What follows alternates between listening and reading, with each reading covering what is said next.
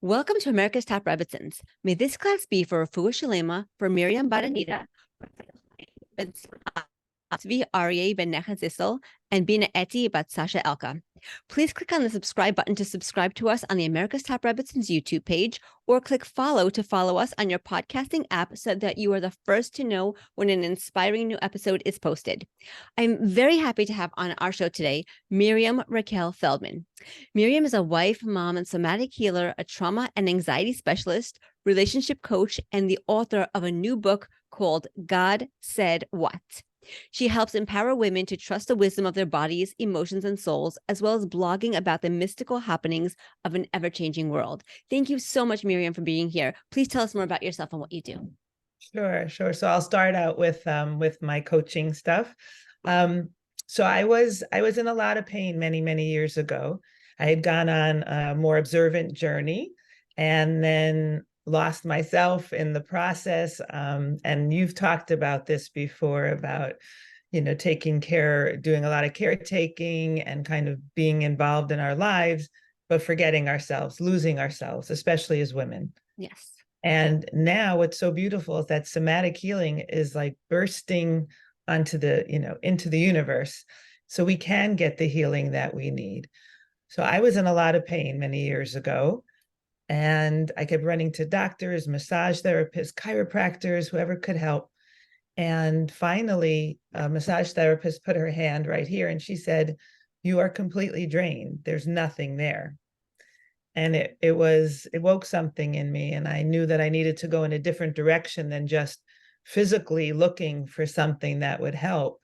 And that's when I started going to bookstores, used bookstores, and whatever book would jump out at me at the self-help, in the self-help section, I would literally take it to the library while my youngest was in, school till 1 o'clock. And I would just work through all the exercises, and I started to do that inner journey. Then I hired a coach for myself. Then I got training as a coach, as a somatic healer. I also took intuition courses, relationship courses, and I was going on my own journey, healing myself, and then helping women heal and tap into the wisdom of their bodies and their intuition so that they can go about life in a more joyful way, have more clarity about moving forward and the day-to-day, and have processes to release whatever is going on for them in their world. We deal with frustration. We deal with all kinds of things, sadnesses, grief, disappointments. And as women, we're very emotional beings, and we're not taught, what do we do with all those emotions? Do we just go to our mind? That doesn't work. That's where we ruminate and we can make ourselves sick, God forbid. So I, gathered lots of tools for myself and for other women. And that's what I do. I help women tap into the wisdom of their bodies and intuition. And along that journey, I felt compelled to write my story, my memoir. And that's called God Said What, #My Orthodox Life. And we can talk about that now or later, but yeah, it's a big part of my journey now. I think it's so beautiful. And we will definitely talk about the book later because I do believe you have so much in it that I definitely want to talk about. But I really resonate with the somatic healing that you mentioned. We as women do tend to keep a lot of things in our mind. We're thinking about, he said this, she said that. We're going over conversations in our mind. It's all up here. It's all mental, and it makes us crazy. It makes us physically ill. It makes us mentally ill. It makes us nuts. It really does. Then we make everybody else crazy around us. Yes. Yes, exactly. And so, today, I understand that you're somatic healer and you're helping people. You're actually really helping people overcome their PTSD, their post-traumatic stress disorder, and all this. Oh, Vera, just to let you know, I can't hear you, and it started to go out a little bit. The connection. Now it's better, but for just a second. Okay. Thank you. Okay, I will stay closer to the microphone. Thank you. But yeah, no, I was saying that you were through somatic healing and through other modalities. People overcome their PTSD, their post-traumatic stress disorder, and their other mental and emotional issues through mind and body work. And somatic healing is really, it's honestly genuinely fascinating to me. It's because it's newer on my radar, so I know about it, but I don't know that much about it. So I know that it has helped release thousands of women from their past trauma, and I know that many of us heard of somatic healing just like I did, but not everybody knows what it is. So my question is to you is, can you please explain to us what is meant by the word somatic? And can you talk about what somatic healing is and what it does for a person? Sure, I can do that. I'm wondering if I should get a headset for myself also to bring more clarity, if that's possible. Sure, no problem. Okay. Hi. So somatic healing is a broad term. Somatic means body. And there's many different ways that and methods that people use. And I think it's different, whatever methodology they've been trained in. So the somatic healing that I work with, and the basis of it, is that emotions are energy in motion. And they're based in the body as physical sensations. So when someone has an interaction that doesn't feel good to them, they might feel a heaviness in their chest. Their stomach may drop. Their jaw might clench. And that's the body talking to us. When we notice these sensations in the body, that energy flows. So I'm not an energy healer. I'm not sending anything to anyone. We're working in the session through their body, and it's all done on the phone. It's not even done on Zoom. And I'm just taking them through different processes as we organically go through what they need help with in their life. So a client will share with me what's going on for them. And throughout the session, we'll be dropping into their body to see what's going on. And that kind of guides me as well, to help them. Is there a mind thought? Because what we're thinking affects the body, and what we're feeling affects the mind. And we're all walking nervous systems. Our bodies can be in fight, flight, freeze, despair. So we have processes, I have processes in my sessions to help release that as well. So that's basically what somatic healing is for me in the way that I use it. That's beautiful. I like that. I really like that concept because it seems powerful. And I want to maybe even flesh it out a little bit more, but maybe if we can give an example. Is there an example, like maybe we can even make up a problem or an issue, of course, not naming any names, maybe just like a composite of like a typical client that might call you and set up a somatic healing session. Like, could you maybe walk me through like a typical session, like what that would look like? I know you said it would be on the phone. So I guess you would call them or they would call you, and then how would that look? Yeah. So I'll give two examples. Let's start with one in marriage. Okay. So let's say a couple's interacting, and the wife is frustrated about something, and she says to her husband, the garbage is still here. You mentioned you were going to take it out yesterday. Why do I have to do everything? I feel like I'm feeling like I'm alone, and just you said you would do it. Why aren't you doing it? Yes. So you can feel the energy with that, right? Yes. Frustration. Yep. Frustration, all that. So the husband on the other end, he has a nervous system too. And men are raised in a culture of shame, of teasing, sometimes humiliation, no vulnerability, no communication like, women. Women are very nurturing, compassionate beings with each other. The men's world is not like that. It's very different.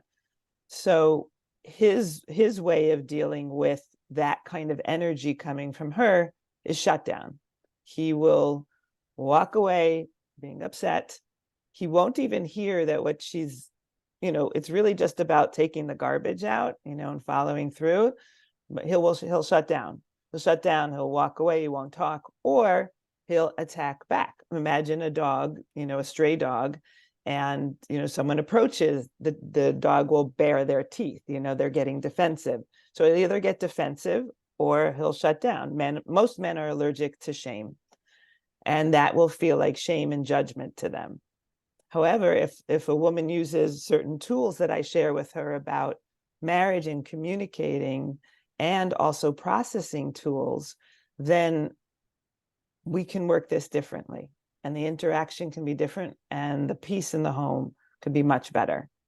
So there's a certain processing tool that I use, and I encourage women to use, outside of the session as well, not just in the session. And it's called the ROAR process, and I have it even on my website. And it's getting bigger with our energy. A lot of times we suppress We hold in, we ruminate in the mind. This is a somatic release process to get it out of the body, be honest with ourselves, but we do it in private. That's the key. The key is we do it in private. And oftentimes when we go through the body, we can also tap into our intuition. So the release is done in private. And then we use marriage skills to communicate to our husbands so that they're not going to run away in shame. They're going to feel loved. They're going to feel connected. And they're going to want to, like, there have been surveys that show that men really do want their wives to be happy. They really do want to fulfill their wives' desires. And so the way we communicate can be helpful. People are, there's a lot of stuff out there in the world that's very damaging to marriages. And maybe we'll get to it later, but my husband and I have like a marriage program. So I'll work individually with women. Some women will just come to me, their husbands aren't interested in working in the marriage program, or the women just need the help themselves. They just know something's not working here, I need help. That's one of the things that I do is marriage coaching, along with the somatic healing, because we use that in the session. Sometimes if the man is willing to do work too, then that's part of the couples program. And I'll still work, with the woman by herself in individual sessions. But there's a lot of damage being like out there. My husband's on Twitter, and there's a lot of non-Jews who are following what he's sharing because he speaks constantly about marriage, and they're finding truth in his words. And it's such a relief to them. And it can save marriages, the work that we do. Thank God that, Hashem is bringing that to us. Another example is, let's say someone's, works in an office, and there's a coworker who's kind of a busybody. And the coworker, will start talking or trying to get information from the person in that office. And, we're pleasers, a lot of us, especially women. We want to make sure that, that other person feels comfortable. They're maybe asking us for information or prying, and we might feel uncomfortable, like, setting boundaries. But their body knows that it doesn't like it. And that's why we drop into the body, because in the mind, there's all this rationalization. I should be nice. I should this, I should that. The shoulding's got to go out the window. And we put in words like choose to, or I could, which is much more, tension-free for the body. And again, we just drop into the body. Wow, when that person, coworker said that, did that, it didn't feel good. And that's the first place we start, is with honesty. What's going on inside here? I love that. Is it almost like intuition? Like we're tapping into our intuition? We tap into our intuition through the body. So first we need to process what's coming up for us energetically in the body through those physical sensations, through those emotions: sad, mad, grief, alarm, fear. And then when we do that, we process and we release, then we can hear intuition. And other times we can hear intuition just because Hashem decides to give it to us as well. But it's interesting because in the time of Galus, the soul enlivens the body. In the time of Geula, the body enlivens the soul. So we're much more connected through our body to our intuition. It's fascinating. I love that. I didn't know that. Wow. Wow. Okay. So that makes sense, because a lot of, in our modern culture, we're very focused on the body, like right now. Nowadays. And again, on that somatic, which is very cool, because we're revealing more Geula light into the world. And this is how. It's very cool. It all comes together with Hasidus and oneness and Hashem. And when your eyes are open and you've got that kind of higher sense and vision that we get from the learning we do from Torah, it's wow. It's amazing, isn't it? That really is. Yeah, everything blends together. Everything fits together so beautifully. And I love that that you said once you have the awareness of it, because everything could seem so scattered, like different puzzle pieces and nothing is fitting. But once you have the awareness of what's really going on, then you could see how this piece that seemingly does not fit with that piece, how they actually really do go together. It's really, really, it's very interesting. Yes. So I know that you help people get really, really clear about who they are and what they want emotionally, mentally, physically, and spiritually. And you really help people align with their soul. And this, we very, very much need this. I hear this all the time, you're not living in alignment, or you need to live in alignment. Like I hear people talking like that all the time. It's very much the lingo right now, I guess, in my world that I'm hearing. And so you really help people align with their soul. You help people to live in alignment, which is so powerful. So I want to see if you could maybe talk to us about what that means, first of all, what it means to live in alignment, and also how you help people align with their soul. Yeah, so similar to what I was just sharing before in terms of the processing and getting honest with what's going on for us, that's how we align with the individual person that we are, that God has gifted us to be. We all have different paths. We all have different strengths. There's so much beautiful information out there. It's kind of like a lot of times, and I'll be coaching people in their 40s, 50s, or 60s who had so much damage in their childhood because they couldn't learn the way the school was teaching them. And if you imagine, if someone says to like a cat, a dog, a bird, and a fish, go climb that tree, well, guess what? Not all of them can, do that. It's different. Right. So we all have different learning styles. We all have different personality styles. We have different natures. And that's one thing that I do share with women, how important it is to recognize, accept our natures and our way of learning. And there are ways to do that. And also, again, tap into how your body's reacting to certain things. There's something called the body compass. Does this situation, this memory, this interaction, this dealing with this person, does it light you up? Does it bring you down? What is your body saying about it? And how do we shift that? We don't just dump things that don't feel good. We wouldn't, some people do that, but their life looks very interesting if they do that. We don't do that, and then especially for Torah observant, then we've got that higher intention above us. So yeah, we might be hungry and not want to eat the banana at the airport, but we're not going to eat non-kosher because we have that higher intention. So we always put halacha above us. And then we try to align with not just halacha, but we align personally with our soul and our soul's path. And again, that's through the body and all these other different, methods and information and tools. How do we get there? I love that. Wow. Wow. It's so interesting, you said to get honest with yourself. Like we have to be honest with yourself.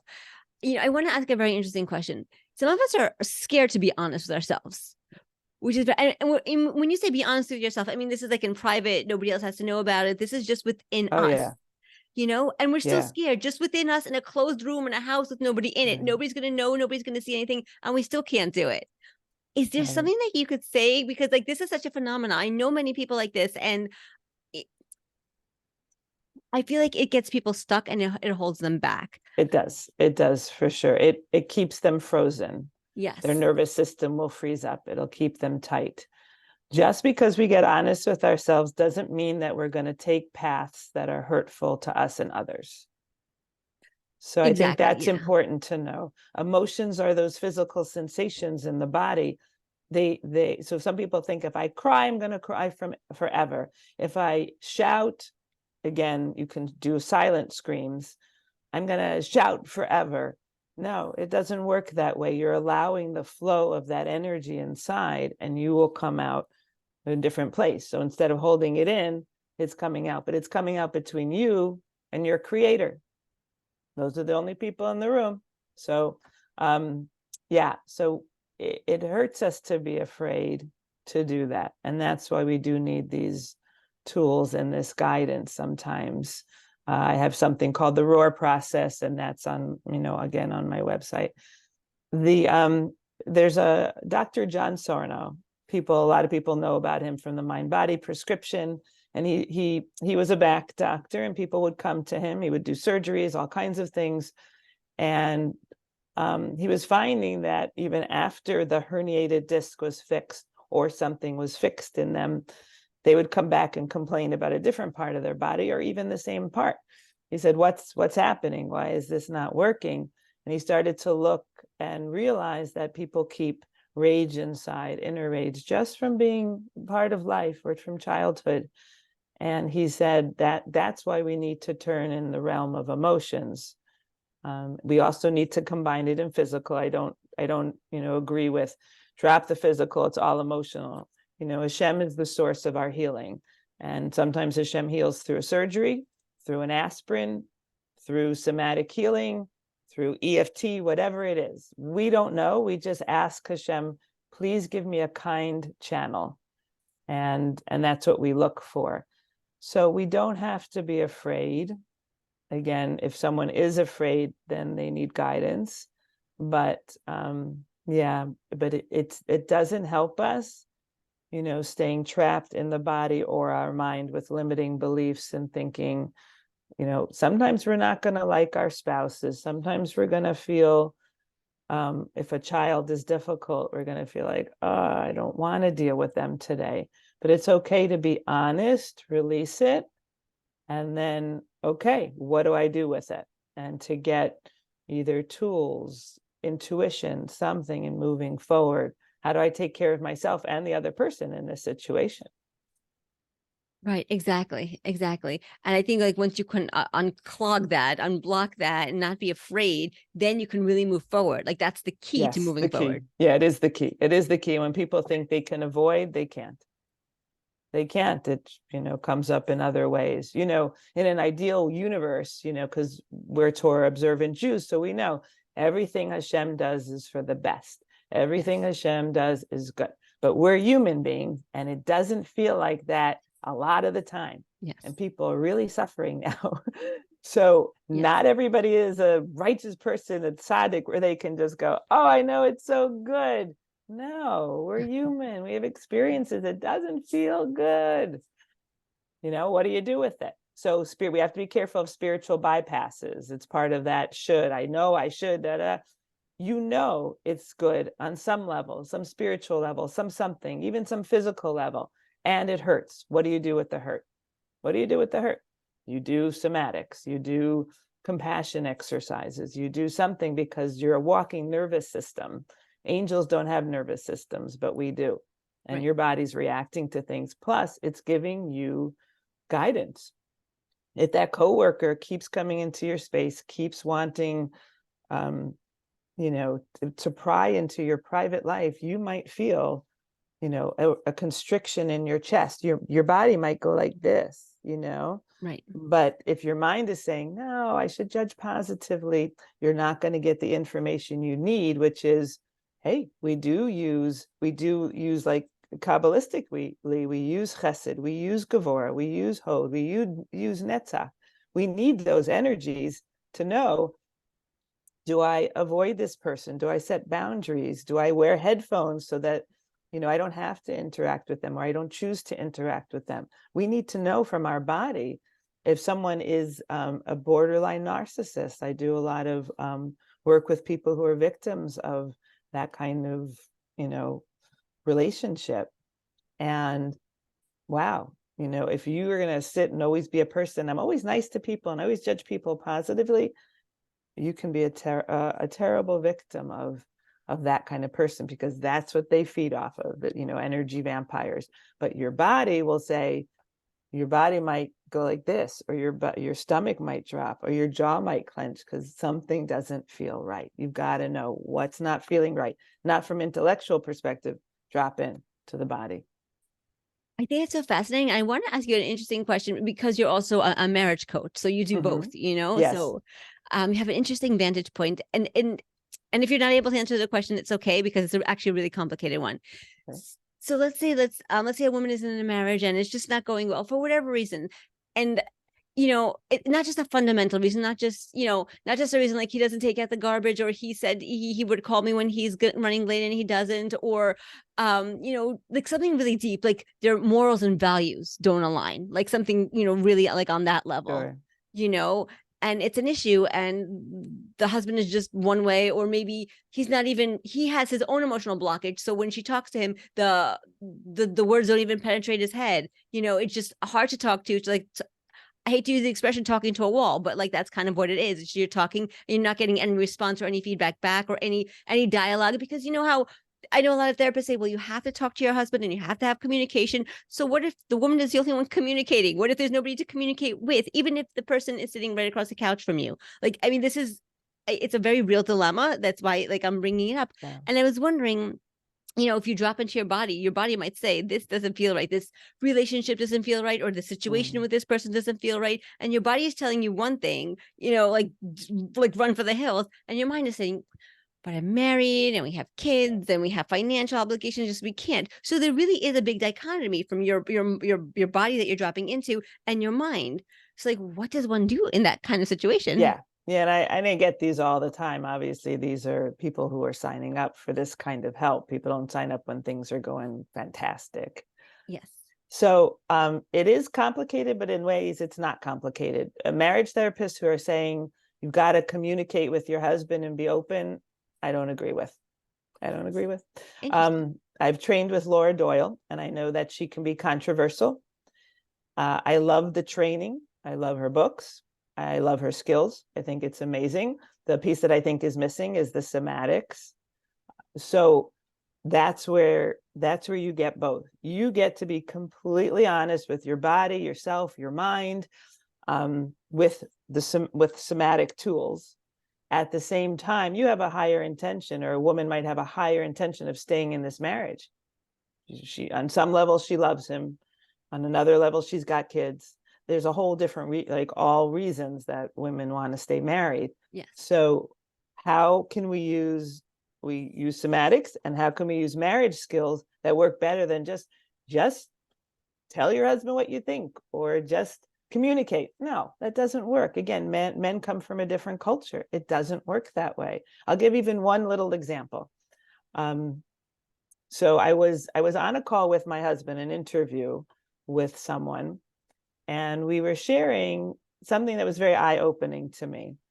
One of Laura Doyle's techniques is to say, I'd like or I'd love without the word you.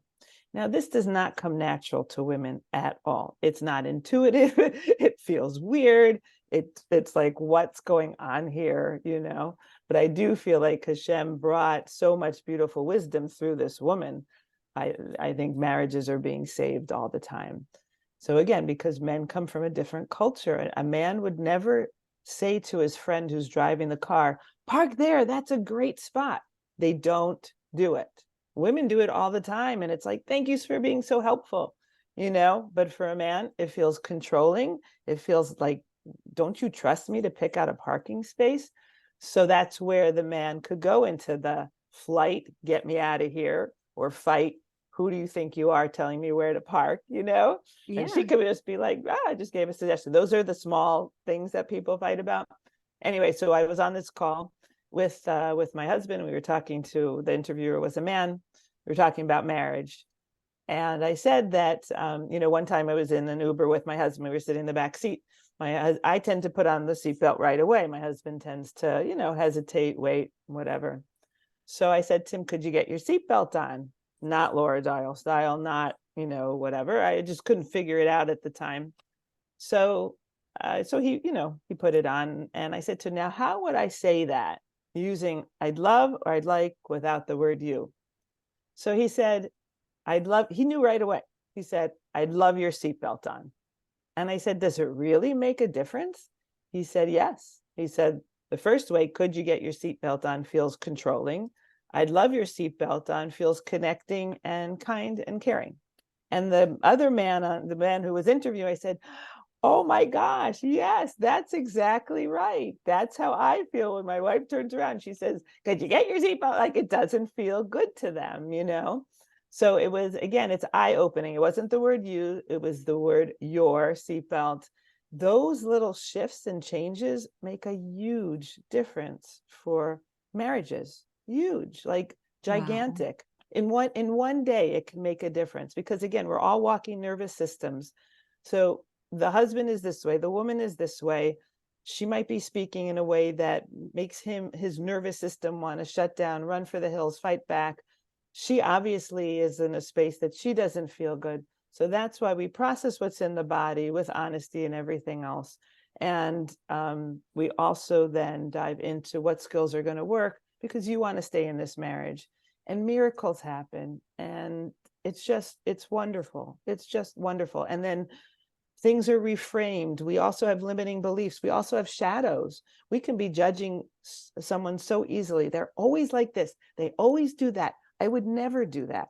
That's a shadow. It's a shadow because we usually have all the pieces in us as well. So we don't skip our honesty. We don't leave our discernment behind. You don't have to like something everybody does, but you also need to own the shadow, because if you're walking around thinking, I never do this, I never speak badly about people, I never would hurt anyone, it's not true. We're all human. So when we own those pieces of ourselves that we've pushed away, become much more compassionately and with connection to other people, especially in our marriage. I love that because you're right. We're not perfect. Listen, we also judge. We also do things that we're not supposed to do, things that we'd rather not do.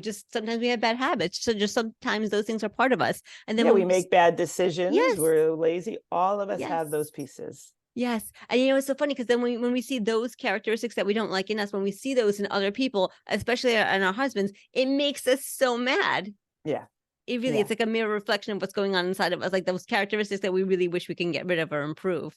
Right. And so I have like shadow exercises for owning that through the body. And then again, it just switches something inside the neural pathways inside the body. And you're just a new being.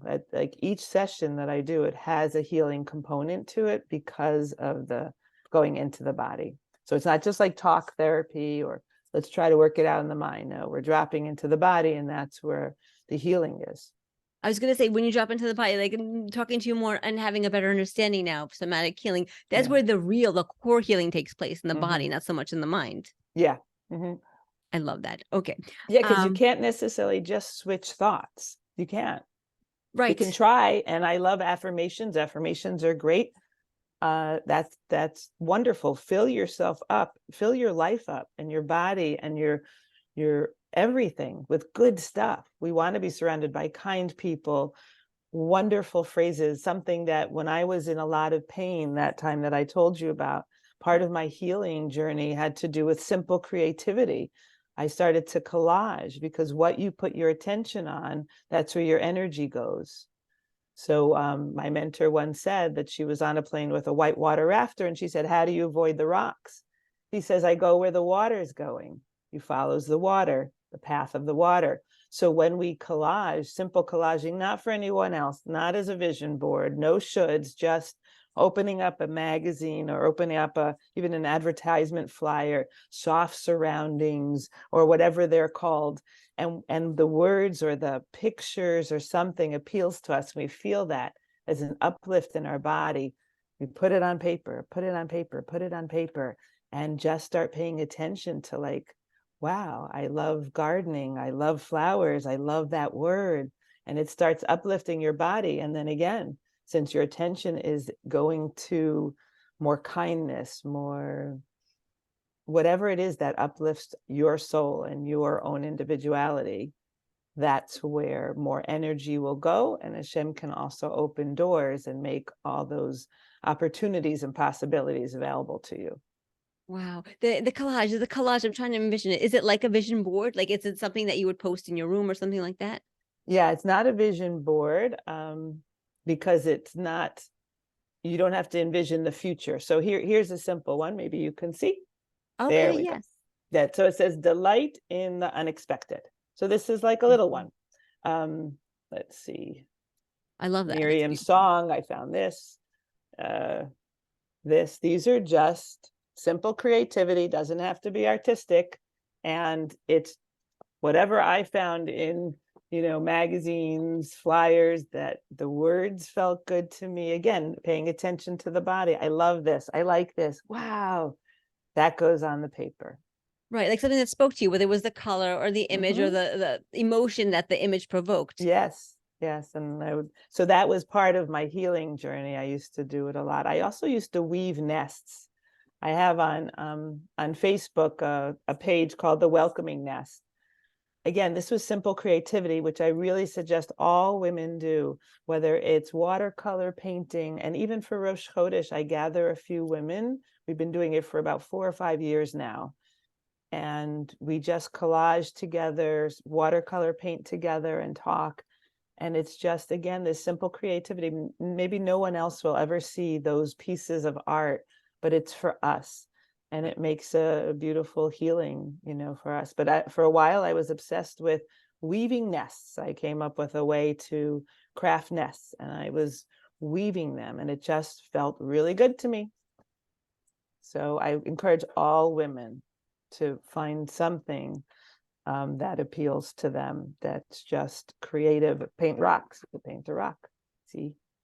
Oh, so cute. I love that. Oh, I love Yeah, that. yeah, to be positive. And you can listen to a sheer as you do it, or just in silence, or with music, or outside, or with your children, and just fill yourself up with the good stuff as much as possible, because we're all dealing with heavy things, difficult things sometimes. And I always have flowers. I have a garden. I have flowers on my desk, fresh flowers. So, Beautiful. I love and flowers too. yeah, fresh flowers. I have big crystal rocks. There's an energy component to that.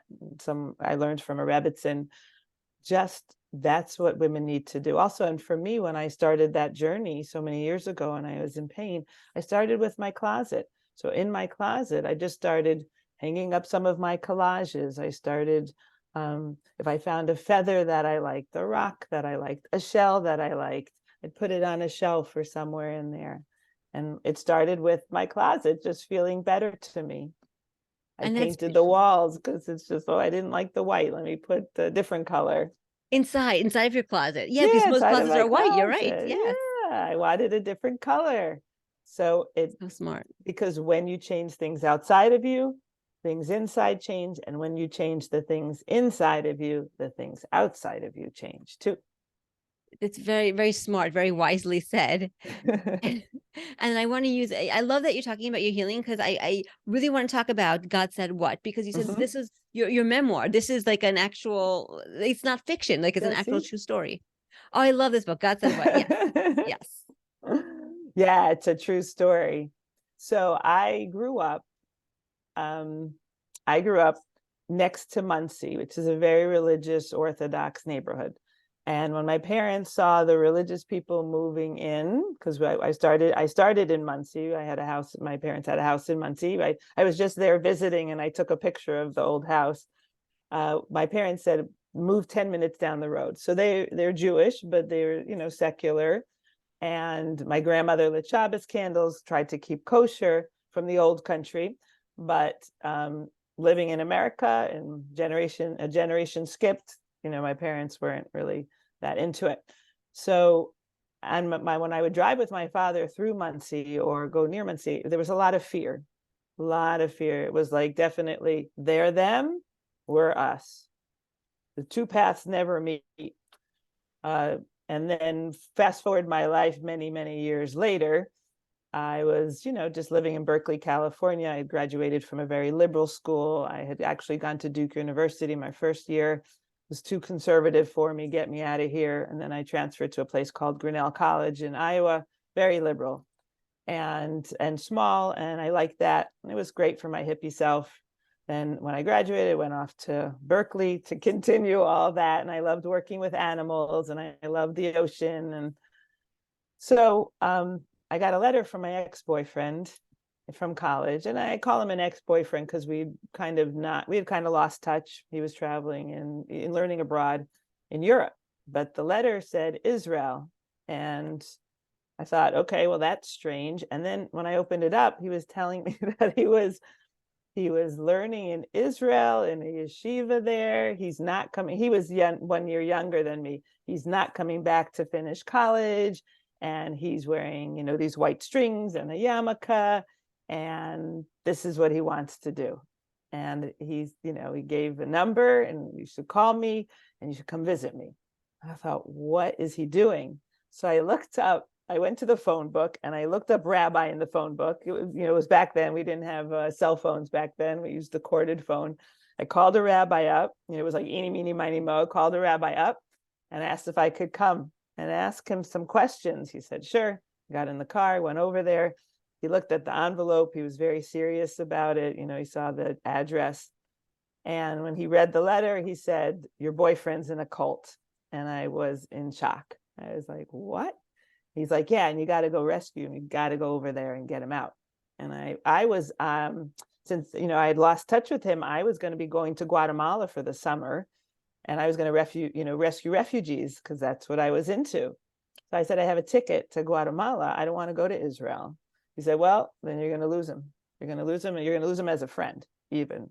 Like, that's it. These guys don't come home. So I was like, what? So I called him when I got back to, the place I was living in Berkeley, and argued with him for many hours. What are you doing? And then it was very funny. He told me to call another Berkeley rabbi. But when I heard that it was a Rebbitzin who answered the phone, I heard her New York Jewish accent, I hung up the phone. I mean, I was really scared. Not everybody has that experience with religious Jews where they're petrified of them. And I had never really met one before.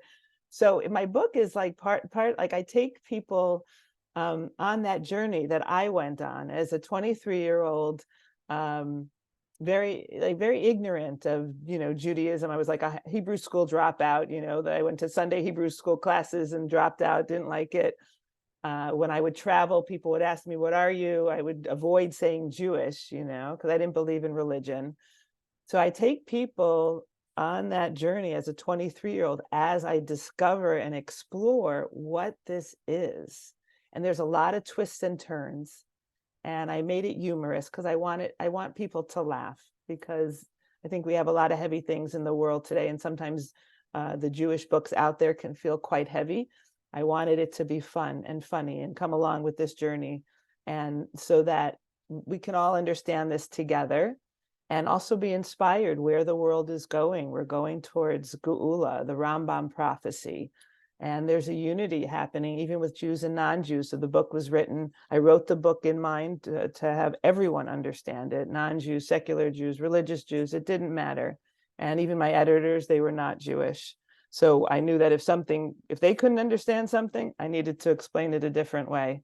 And it won an award from the Nonfiction Book Awards Association, which is totally not Jewish.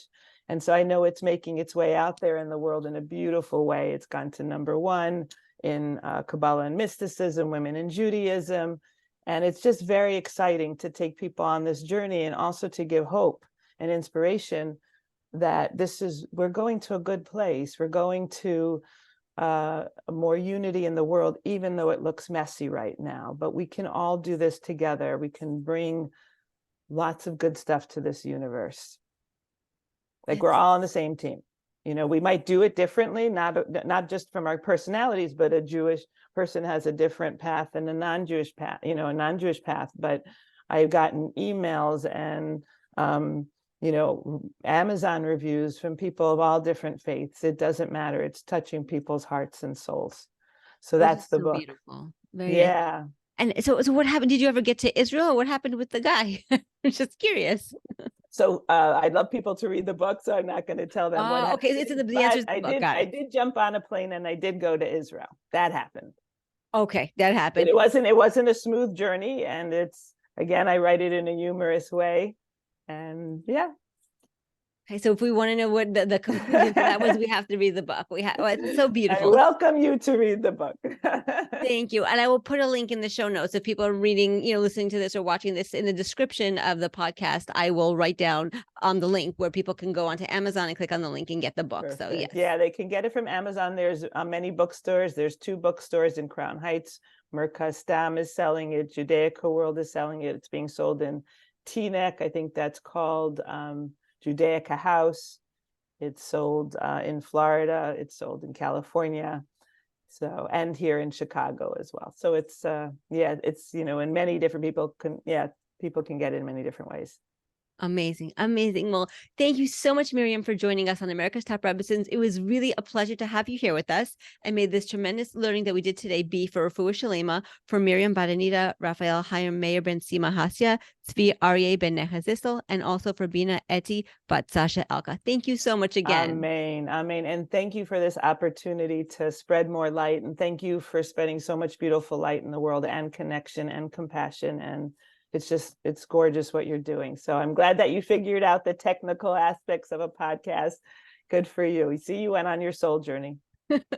Thank you so much. I really appreciate that. Thank you so much. Thank you. Thank you.